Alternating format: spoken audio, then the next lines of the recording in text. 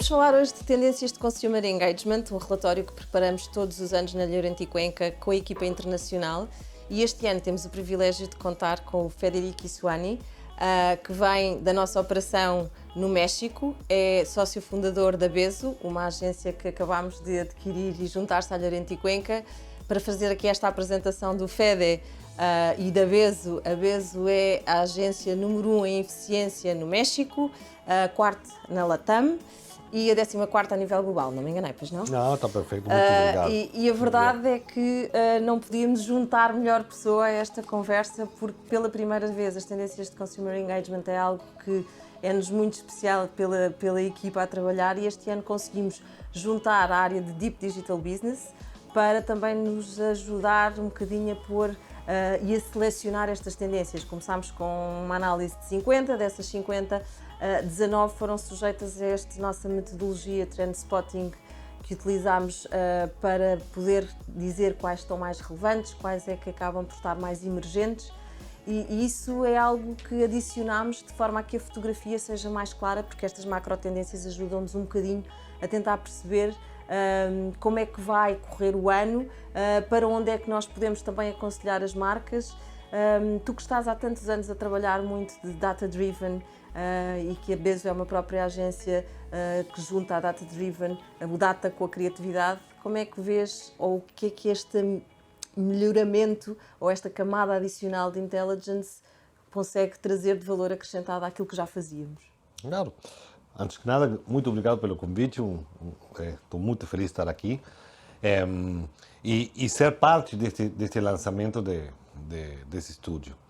Esqueci-me só de dizer uma coisa importantíssima. Argentino, que vive no Argentino México. que mora no México, fala português, é uma coisa É só latão. para, É todo latão, claro. É só claro. para nós depois também, em termos de, como Totalmente. tu dizes, o sotaque esquisito, que tentámos perceber. Um sotaque misturado. Exato. Mas acredito que a gente está num momento clave, estamos em um momento clave na história da comunicação, quando pela primeira vez a comunicação, a publicidade pode ser ou tem accountability. O que isso significa? Significa que agora com a data, quando a gente faz coisas ou propõe coisas, ou cria estratégias, a gente pode fazer elas com muita informação que a sustente. Isto que significa? Significa que por primeira vez tenho muitos dados no mundo, big data, muitas fontes de dados, muitas bases de dados, que eu posso por primeira vez analisar. E analisando posso ver padrões de comportamento nessa data, e isso me permite não só criar coisas, mas também predecir alguns resultados. Quando esse estudo foi feito, tinha como essa base data-driven que permitia, na hora de escolher quais eram essas tendências que vão ser as mais importantes para ser analisadas, daquelas 50 que ficaram 10, é porque são as que realmente podem hoje modificar o negócio dos clientes, né? Por quê? Porque são as macro tendências que realmente estão impactando no dia a dia da economia, mas não é só uma análise para trás, é uma análise para diante, é uma análise que está predizendo quais são essas tendências que vão realmente tocar os negócios do cliente daqui e agora. Como eu falava para você, ou como eu te dizia, essas macro tendências estão basadas em data. O mesmo acontece com a publicidade. Hoje em dia, estamos conseguindo fazer campanhas criativas, novas coisas, com certo nível de predictibilidade. Isso que significa que posso saber que essa publicidade pode causar um verdadeiro resultado de negócio.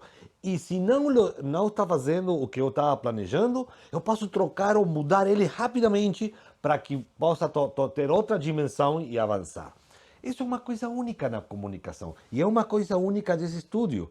Por quê? Porque realmente está permitindo a gente, a partir de análise de padrões hacia trás, predecir o que vai acontecer no short future, não? E não com 100% de certeza, mas pode saber como que vai misturar essas tendências dentro da economia, para quê? Para que afete os nossos clientes.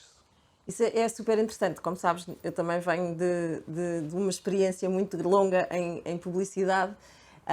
E já falámos várias vezes sobre isso e o fator humano, não é? É um bocadinho quando tu tens tanta data e muito aos criativos dizer este é o insight e é este que tens que seguir, perde-se aqui alguma coisa da parte intuitiva?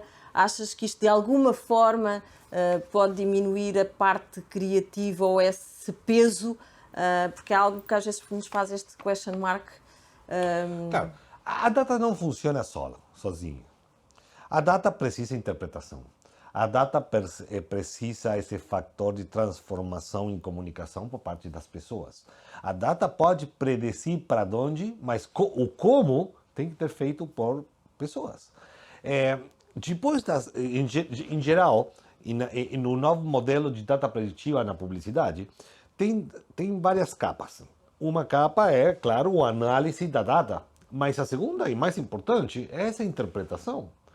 É dizer, por exemplo, a data pode dizer quais são essas tendências que podem de alguma maneira influir no negócio. Ok, pode ser 2, 3 tendências. Agora, necessitamos pessoas com a capacidade de interpretação dessa data para transformar essas tendências em criatividade, em campanhas, em estratégias. Tem que ter esse fator humano que, sem esse fator humano, não funciona. A hora de fazer esse estudo, ou na hora de que, quando a gente está fazendo publicidades, precisamos dessa capacidade estratégica das pessoas para poder definir, dentro de tudo isto, qual é a mais acertada ou por qual vamos a começar. A data também extrai insights. Insights do que está acontecendo com as pessoas. O estúdio são baseado insights. nisso, sim, é baseado nisso. E esses insights são os que logo uma equipe criativa, uma equipe de negócio pode transformar em uma campanha criativa. A data per se não vai fazer nada, vai dizer por onde, mas o como está feito por pessoas. Sim, sim, e uma das coisas curiosas, a Top One, não é? Aquela a tendência que saiu até por causa da análise preditiva.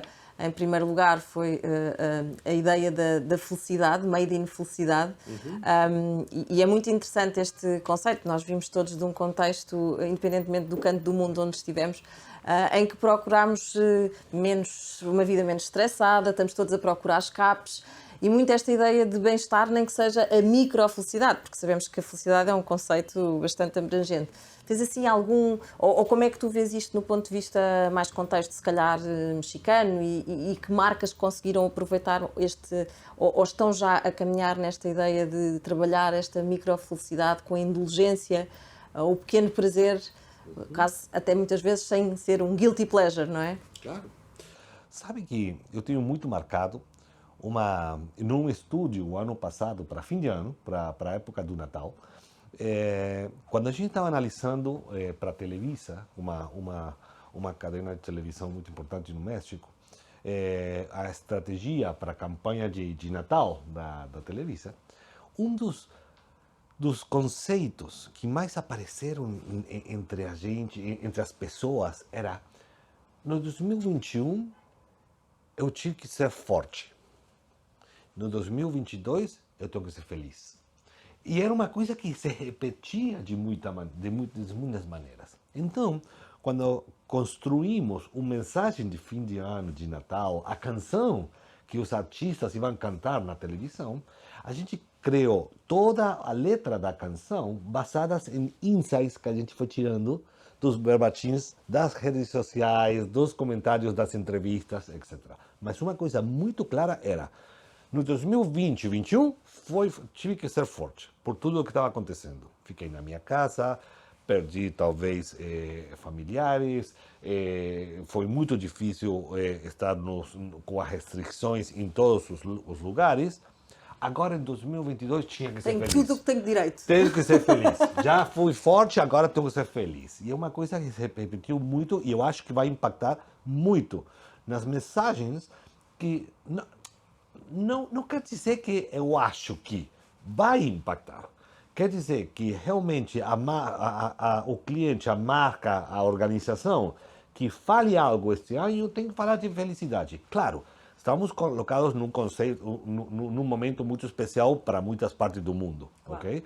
Mas no resto, ou que não está sendo diretamente afetado, o tema da felicidade é clave para eles. Sim, e eu acho que isto também liga um bocadinho logo com a segunda tendência que temos, falamos de positivismo tóxico, não é? Que também, onde se pôs para cima da mesa em 2021, falámos muito de saúde, mudámos todas as nossas prioridades e que inclusivamente saúde é sem dúvida aquela que era a primeira. Acho que agora estamos outra vez a repensar a segunda prioridade e neste momento acho que todos concordamos que é a paz, não é? Saúde e paz acaba por ser algo que estamos todos a procurar, mas liga um bocadinho também esta ideia das marcas estarem a falar de saúde mental e assistiu-se muito isso, não só as marcas, mas também influencers e as pessoas. Acho que 2021 assistiu-se que o Instagram já não era só uma montra de this is a beauty life, estou sempre bem, estou sempre maravilhosa em sítios espetaculares. Porque se usou também os canais como as redes sociais para se falar um bocadinho de hoje nem estou bem, as coisas hoje não estão espetaculares. E essa assertividade para as marcas, elas têm estado a saber lidar com isso, ou como é que sentes? Nós vimos aqui que no início a ideia do vai ficar tudo bem, que acho que era uma mensagem global, foi caminhando também para o vai ficar, mas pelo caminho há uma série de coisas que temos que ir nos adaptando. E as marcas estão a fazer esse desafio, esse papel de a saúde mental, sim, foi trazida para cima da mesa, mas como é que nós abordamos isto, como tu dizias, num ano em que já sofremos todos, e como é que casamos isto com a felicidade? Vamos tendo momentos, os tais guilty pleasures. Você sabe uma coisa muito interessante? Que o que a data nos ha demonstrado nas últimas etapas desta pandemia é que as redes sociais, já sabíamos, são realmente um lubricante social. Né? Por primeira vez é como que a gente tem um megáfono, não sei se é a palavra, um megafone, que eu posso estar gritando. Eu não sei se me estão vendo, não me estão escutando, o quê, mas eu estou gritando tudo o que acontece. Claro, tem uma ideia trazida do marketing de que a vida bonita é o que eu quero mostrar, mas o que a gente está começando a ver é uma baixada dessa ideia que só mostra a coisa bonita para mostrar o que realmente está acontecendo. Claro, muitas pessoas não gostam de mostrar a parte ruim da sua vida, né? Sin embargo, quando você coloca isso em contexto de Big Data, começa a ver sinais que afetam a muitas pessoas. Não é analisando uma só pessoa, mas quando você analisa o coletivo, por primeira vez pode identificar não só as coisas da felicidade das pessoas, mostrando elas nas redes sociais, mas começa a ver tendências que podem mostrar algum problema, né? na saúde mental das pessoas, na sua interpretação da vida, da sua opinião sobre coisas que não estão gostando em termos gerais. E isso só se vê com Big Data. Mas estão no social listening. Você pode capturar elas realmente prestando atenção no social listening e pode encontrar dentro do eu sou muito feliz, mas eu não gosto disto. Né? Coisas pequeninas que aparecem, mas, claro, pode se ver. Eu não sei, aqui no Portugal, o que você acha disso? Eu sei que vocês têm passado eleições, momentos da pandemia, muitas coisas. Como que você está interpretando isso? Você vê que as pessoas começam a falar algumas coisas não tão bonitas da sua vida nas redes sociais?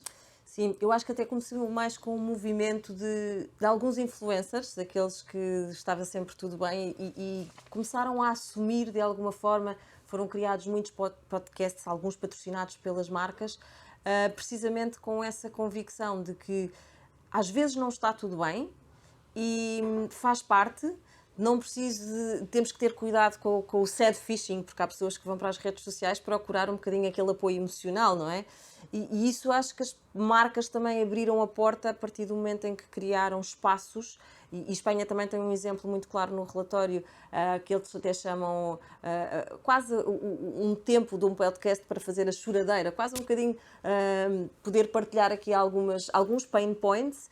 E acho que Portugal, sim, obviamente, eu dizia-te isso quando ontem jantávamos, nós somos conhecidos por ser um povo de brandos costumes. E, portanto, a partir do momento em que isto no social listening começa a ter uma mancha de muito ruído, eu acho que sim, que já temos esses sinais e a própria realização deste relatório vem-nos dizer isso. Portanto, não estamos assim tão diferentes. Somos o país do fado, o fado é tristeza, mas também buscamos este made in felicidade em todos os momentos em que possamos estar. E estamos, sim, como está o nosso relatório a dizer, à procura desses pequenos passos, ainda que neste momento estamos num contexto de bastante tensão e preocupação, mas isto leva-nos também ao ponto de uma tendência que acho interessante, que é o food barriers. Tem muito a ver, mais uma vez, com a saúde. Estamos aqui sempre à volta um bocadinho destes temas, e que o nosso relatório também diz que é assustador, não é? Que morrem 2,8 milhões de pessoas por ano devido, por exemplo, à obesidade. E acho que há aqui, por falarmos também outra vez em guilty pleasure, pequenos prazeres, porque há marcas que conseguem trazer a microfelicidade, e vou sempre um bocadinho ao mesmo exemplo. O chocolate, para mim, é uma dopamina espetacular, que aquilo é a lei da compensação, funciona de forma brutal. Mas esta consciencialização, e tu que trabalhas uma marca como a Coca-Cola, que está no universo de toda a gente, esta ideia de como é que sentes o consumidor, o que é que a data nos diz sobre o prazer de beber a Coca-Cola. Eu sei que tu és fã, porque sempre que fomos almoçar, tu pedes uma Coca-Cola, convictamente. Tem. E esta ideia de o que é que isso faz ao meu corpo, a noção do corpo, a preocupação que também tivemos com a saúde, e que tem que mexer mais, tem que efetivamente mente sã em corpo são, que é algo que nós usamos muito. Como é que tu vês isso? O data, como é que nos está, o que é que nos está ali a dizer? Aconteceu uma coisa esquisita. Nos últimos 2 anos, com o Covid, aconteceu dois grandes macro tendências que agora estão conjugando e estão começando a misturar-se. A primeira é que as famílias, as pessoas voltaram a comer na sua casa, né? Por quê? Porque claramente com a restrição foram obrigadas, voltaram a comer no dia a dia, tiveram que reaprender a cozinhar, encontraram novas formas, novas metodologias de cozinha, novas tecnologias, né? Como a Thermomix, né? Todo mundo falando da Thermomix. Aqui é bimbi, mas está tudo bem. Ok, perfeito. Para ficar mais claro. Mas, ao mesmo tempo, estava esse guilty pleasure. Estou na minha casa, eu vou comer isso que eu não deveria, mas eu vou, né? Então, era uma mistura muito interessante. O que acontece agora é que, depois do Covid, muitas pessoas se encontram num momento de, ok, já provei voltar a comer na minha casa, gostei, comi muitos anos, o que tenho que fazer agora? Não? Então, tem muita pergunta, o que faço agora? Começo a fazer o que aprendi, ou volto à vida pré-pandemia, que comia na rua, no restaurante somente? E essa é uma coisa que eu não sei ainda para que lado isso vai chegar.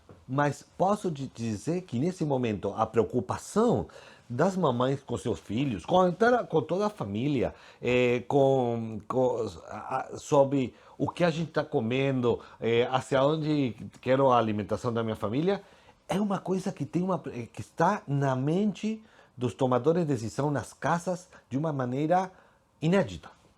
E isso é uma coisa que temos que ver para onde vai ir, né? Por quê? Porque nós temos que dizer, ok, vamos a voltar para a pré-pandemia ou não. Isso ha mudado para sempre a forma em que a gente está comendo, o que a gente pensa da economia e da alimentação das nossas famílias. Sim. Sim, é interessante, até porque vocês trabalham muito a parte a Kellogg's, que acabas por trabalhar desde a criança ao Claro. adulto em termos de alimentação, por isso esses Sim. insights acabam por ser muito As interessantes. mamães estão muito preocupadas com a volta das crianças à escola. E a gente viu isso na Kellogg's, a gente está vendo isso na Lala, que é uma companhia importante de leites no México, que as mães estão preocupadas agora com a volta dos seus filhos aos colégios, como eles vão comer. Porque durante o Covid eles estavam protegidos, né, pela alimentação da mamãe. E é uma coisa que hoje em dia estamos vendo muitos fóruns nas redes sociais e no mundo digital de mães perguntando o que faço.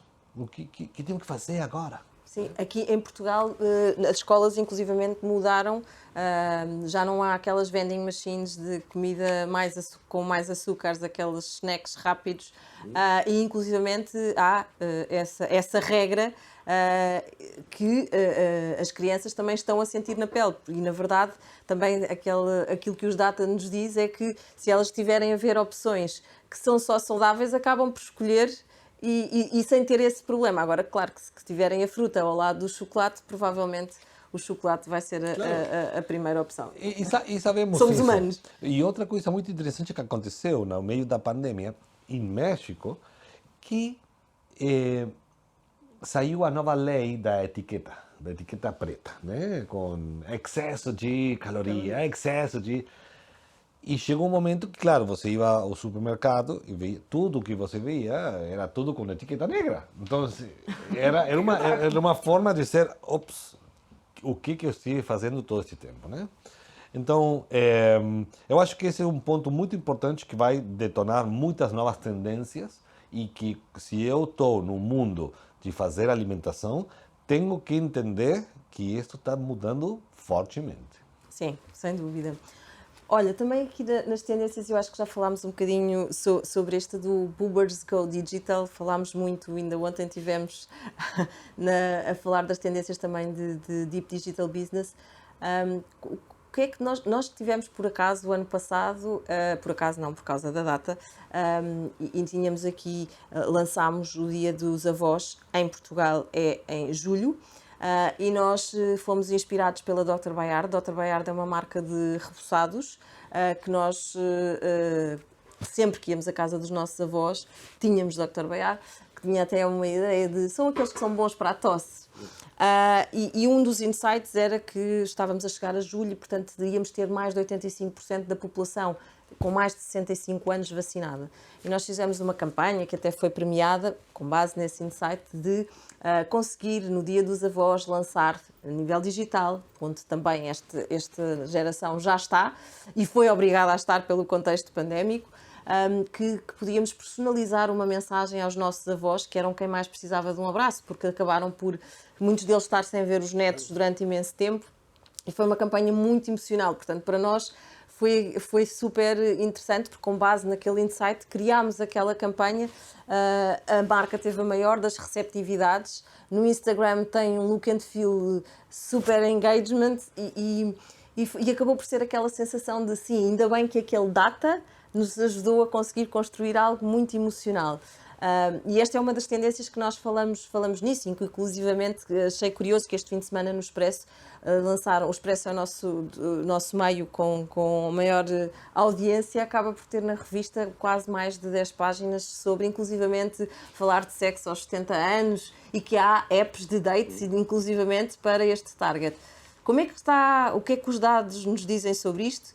E um bocadinho também do outro lado do mundo, como é que tu vês ou como é que está a acontecer a comunicação para este segmento? Claro.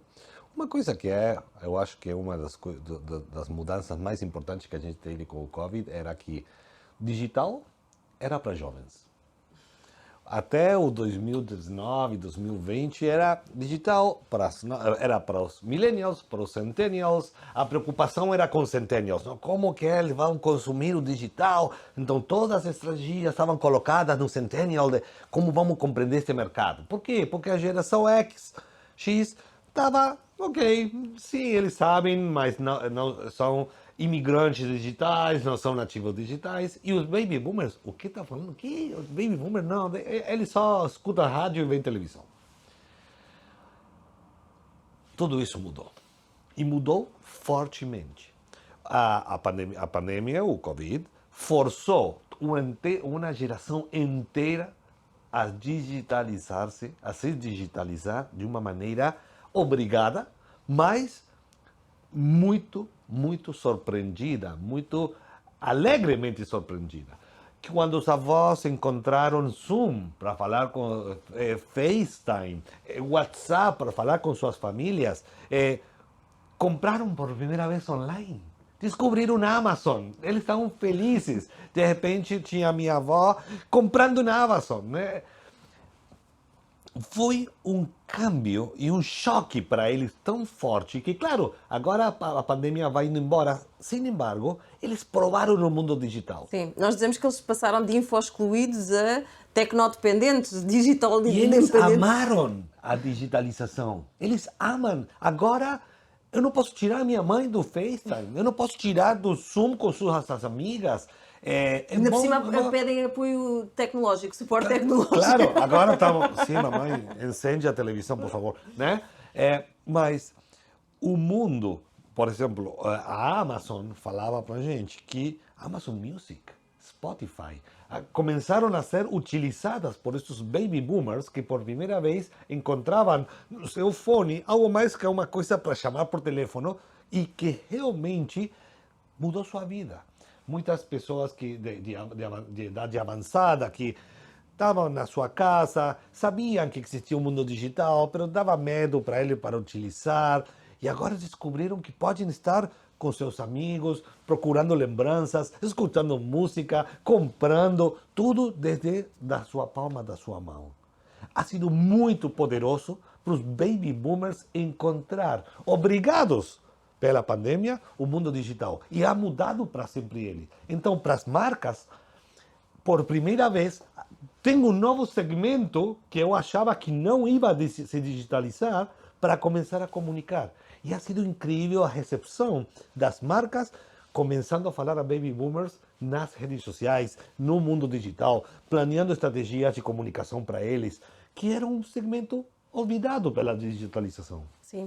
E muito também outra tendência que nós falamos do meme everything, também os baby boomers começaram a usar, às vezes não sabem muito bem. Utilizando stickers, né? Stickers. E que a comunicação também é uma forma muito mais instantânea, que as marcas também se têm usado muito, e também falamos bastante dessa tendência e muito também do quando, que era uma grande preocupação, e esta ideia de onde já não é tão importante, mas o quando sim, porque muitas marcas a ideia do deliver na hora, e esta imediatez que nós exigimos acaba por ser algo que está muito presente. Eu acho que muito mais haveria para dizer sobre todas estas novas tendências, mas como também não temos tempo para tocar em todas, não sei se tens assim alguma mensagem quase final sobre os dados, estas tendências, o que é que não é a tua bola de cristal, mas eu acho que os dados já nos dão aqui um superpoder que nos ajudam muito mais, e aquilo que falavas que é super importante, que é o test and learn. Porque os dados não é só aquilo que nos fazem naquele momento, nós conseguimos ir analisando se estão a correr bem, se não está a correr tão bem, e se podemos fazer ajustes. Tens assim aqui algum headline ou uma forma de fechar um bocadinho a ideia de 2022, o que é que os dados nos trarão, e nestas tendências todas, como é que tu prevês, com algum otimismo, independentemente, obviamente, do contexto que estamos a passar agora? Claro, claro.